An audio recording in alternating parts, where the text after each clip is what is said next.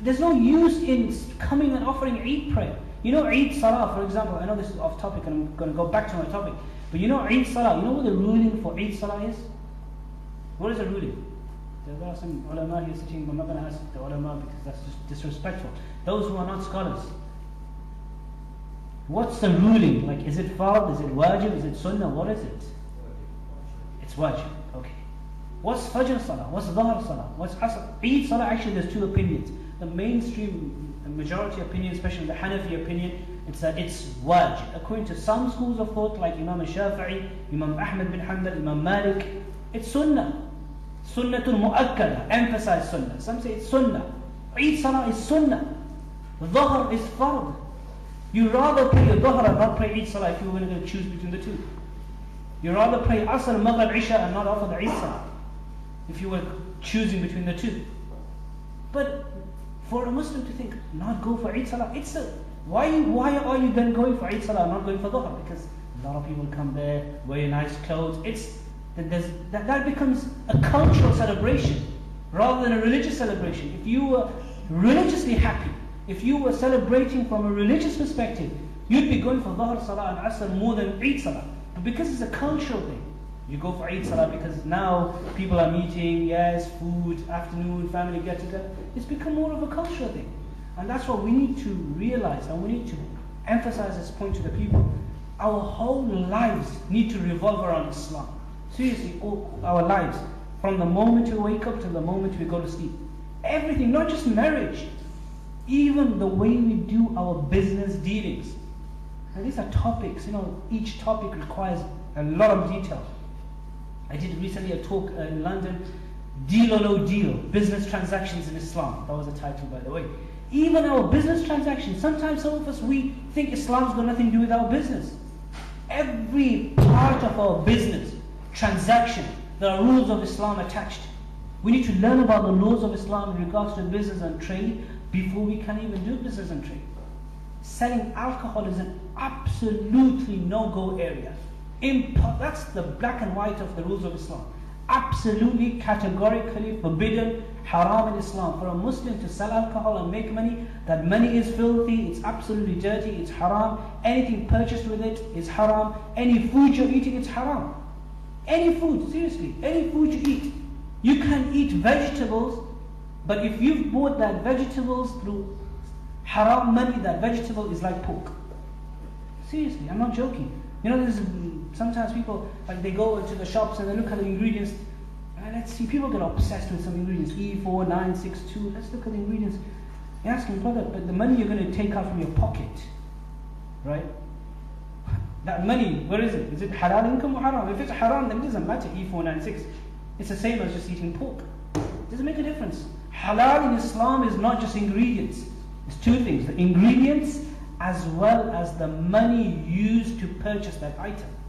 If a husband is bringing in haram income, the ruling of Islam is that it's actually unlawful for the children and wife, if they're practicing, to actually eat from that money. It's actually, and I'm not encouraging divorce, but it's actually a strong grounds for a woman to seek divorce. Because there's no financial support. And financial support means halal income. If the husband is not providing halal income, then the ruling is that she give a bit of time and say, look, you need to bring halal income, otherwise I'm going to seek a divorce. That's how important it is. So marriage is no different. Anyway, you come to the masjid, the khutbah. We need to realize what marriage is. We need to learn about marriage, like everything else. A few years ago, about 5-6 years ago, I gave a whole course, 7 Sundays, from 9 in the morning till 6 in the evening, the fiqh of marriage.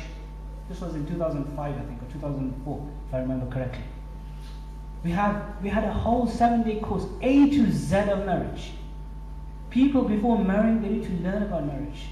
There are rules in Islam that we need to learn about. It's not just, okay, just get married just like that. There are rules. We need to learn about marriage, like everything else.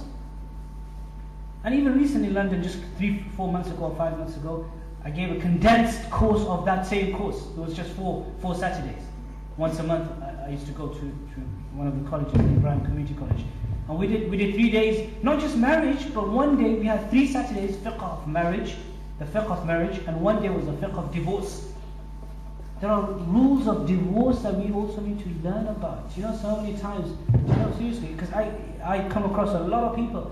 There are people living in a haram relationship, divorce has taken place, but they don't realize. There's one brother just recently, a few months ago, he realized that his marriage had ended 10 years ago, and he didn't even know that divorce took place. And then he realized that, this is the ruling, this is the masala, this is the issue. Because in Islam, divorce is very easy. I don't want to scare you too much, don't worry. It's the first time I'm here, probably thinking, this guy is like scaring you so much. But we need to realize, I just feel very strong about this, that we need to learn. So marriage as well, we need to take it as a religious thing, as a form of ibadah. Think about marriage, learn about it, why, what's happening? What's happening in the masjid?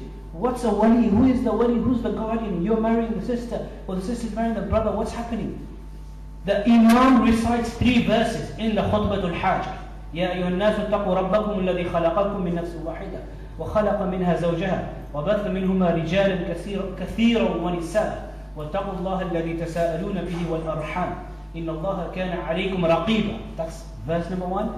The second verse, some of the Imams here may have conducted marriage ceremonies.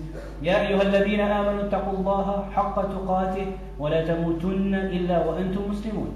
And the ayat الثالثة, third ayah, يا أيها الذين آمنوا اتقوا الله وقولوا قولا سديدا يصلح لكم أعمالكم ويغفر لكم ذنوبكم ومن يطع الله ورسوله فقد فاز فوزا عظيما.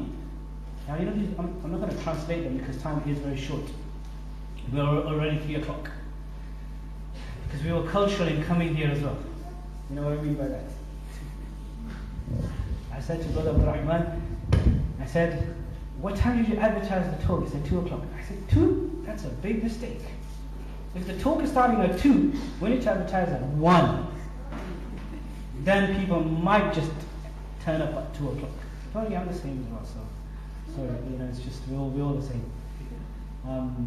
We need to have Muslim time in our life. What kind of time? Muslim time. Not Asian time, Muslim time. We're Muslims first before we're Asians, or whatever we are. My brother Abdul Rahman, he's not even Asian, but we have different ethnicities. It doesn't matter. We always talk about, am I British first or Muslim first? This big issue. For us, we're Muslims first and foremost, and we're Muslims, that's it. Afterwards, it doesn't matter. We talk about whether I'm British first or Muslim first, but unfortunately many of us are actually Indian or Pakistani or Bangladeshi first before we are Muslims. Many of us in our lifestyle, we are first Bangladeshi or a Pakistani or an Indian or an Arab or an African before we are Muslim. At that time, we don't talk about whether I am a Bangladeshi first or a Muslim. It's only with Britain we talk about it. For us, we're Muslims first everywhere. Our Islam comes before our culture. I actually did a talk as well recently, a few months ago, I can't remember, in London. The deen and culture. It's on the internet, you can see the whole series. It's somebody put it up on YouTube or something. The deen and culture. What are those conflicts between Islam and culture, especially with regards to marriage and divorce? I went through a series of issues. So the 3 verses which are recited in the marriage ceremony, no time to translate, but there's these 3 verses, if you look at these 3 verses of the Quran, of Surah An-Nisa and the other 2 verses, they don't even have the mention of marriage in them.